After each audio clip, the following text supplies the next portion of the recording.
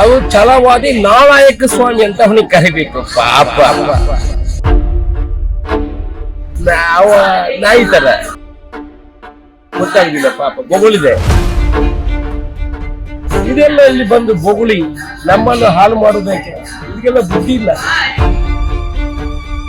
ನಾನಲ್ಲ ಶಾಸಕ, ನನ್ನ ವೇದಿಕೆಗೆ ಬರುವುದು, ಅವರ ವೇದಿಕೆಗೆ ನಾನು ಹೋಗುದಲ್ಲ.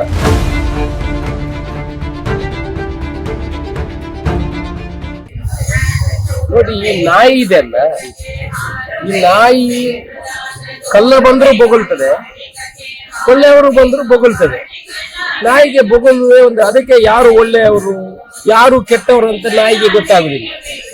ಈ ಛಲವಾದಿಗೂ ಅದೇ ನಾಯಿ ತರ, ಅದಕ್ಕೆ ಯಾವುದು ಏನಂತ ಗೊತ್ತಾಗುದಿಲ್ಲ ಪಾಪ, ಬೊಗಳಿದೆ. ಅದಕ್ಕೆ ಏನ್ ಮಾಡುದು? ಅದಕ್ಕೆ ನಾವೇನು ಕಲ್ಲು ಬಿಸಾಕ್ಲಿಕ್ಕೆ ಹೋಗ್ಲಿಕ್ಕಿಲ್ಲ, ಪ್ರಾಣಿಯಲ್ಲಿ ಅದಕ್ಕೇನು ಕಲ್ಲು ಬಿಸಾಕಿ ಹೋಗುದು. ಮತ್ತೆ ಒಬ್ಬ ನರ್ಸನ್ನ ತರ ನಮ್ಮಲ್ಲಿ ಮೊದ್ಲೇ ಪುಂಗಿ ಹಿಡ್ಕೊಂಡು ಬರ್ತಾ ಇದ್ರಲ್ಲ, ಆ ನರ್ಸನ್ನ ಅಂತ ಅವ್ರಿಗೆ ಸ್ವಲ್ಪ ಬುದ್ಧಿ ಇದೆ. ಪಾಪ ಇವನಿಗೆ ಅದು ಬುದ್ಧಿಯೂ ಇಲ್ಲ. ಅವ್ರಿಗೆ ಯಾರು ನೀವು ಕರೀತೀರ ಛಲವಾದಿ ನಾರಾಯಣ ಸ್ವಾಮಿ ಅಂತ, ಅವು ಛಲವಾದಿ ನಾರಾಯಕ ಸ್ವಾಮಿ ಅಂತ ಅವನಿಗೆ ಕರಿಬೇಕು. ಪಾಪ ನಾನು ಬಿಜೆಪಿಯ ನನ್ನ ಬಂಧುಗಳ ಹತ್ರ ವಿನಂತಿ ಮಾಡ್ಕೊಳ್ಳೋದು, ನೋಡಿ ಅದೆಲ್ಲ ಮೇಲ್ಗಡೆಯಿಂದ ಬಂದು ಏನೇನು ಇಲ್ಲಿ ಬೊಗಳಿ ಹೋಗ್ತದೆ, ಯಾರಿಗೆ ಎಷ್ಟು ವರ್ಷ ಅಧಿಕಾರ ಇರ್ತದ, ಯಾರು MLA ಆಗ್ತಾರ, ಯಾರು ಮಂತ್ರಿ ಆಗ್ತಾರ ಅಂತ ಏನು ಪರ್ಮನೆಂಟ್ ಯಾವುದಿಲ್ಲ. ಸುಮ್ಮನೆ ಇಂಥವ್ರನ್ನೆಲ್ಲ ತಂದು ಇಲ್ಲಿ ಬೊಗಳಿಸಿ ನಮ್ಮ ಪ್ರೀತಿಯಲ್ಲಿ ಯಾಕೆ ಹಾಳು ಮಾಡ್ಕೊಡುದು, ನಮ್ಮ ಬಾಂಧವ್ಯವನ್ನು ಯಾಕೆ ಹಾಳು ಮಾಡಬಹುದು? ಬಿಜೆಪಿ ಕಾಂಗ್ರೆಸ್ ಅಂತ ಇದ್ದೇವೆ, ಅದೇ ನಾವು ಪ್ರೀತಿಯಿಂದ ಇದೀವಲ್ಲ.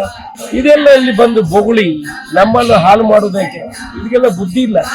ಅವರು ಬಿಡಿ, ಅವರ ಪೂರ್ತಿ ತಂಡ ಬಂದ್ರು ಯಾವುದೇ ಇದರಲ್ಲಿ ನಾನು ಚಾಲೆಂಜಿಗೆ ಇರೋದು. ಅವ್ರು ನನ್ನ ವೇದಿಕೆಗೆ ಬರಲಿ, ನಾನಲ್ಲ ಶಾಸಕ, ನನ್ನ ವೇದಿಕೆಗೆ ಬರುವುದು, ಅವರ ವೇದಿಕೆಗೆ ನಾನು ಹೋಗುದಲ್ಲ.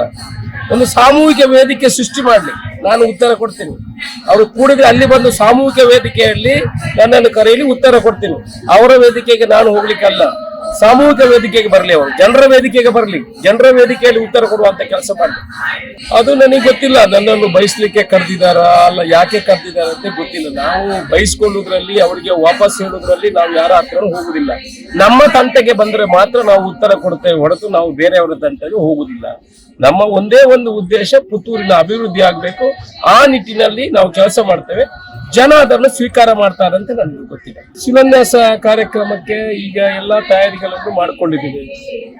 ಸುಮಾರು 60 ಕೋಟಿ ರೂಪಾಯಿಯಲ್ಲಿ ಬೇರೆ ಬೇರೆ ವ್ಯವಸ್ಥೆಗಳ ಸಾಧಕ ಬಾಧಕಗಳು, ಅದರಲ್ಲಿ 1,000 ಜನ ಸೇರಿ ಆಗಿರುವಂತ ಒಂದು ಹಾಲ್,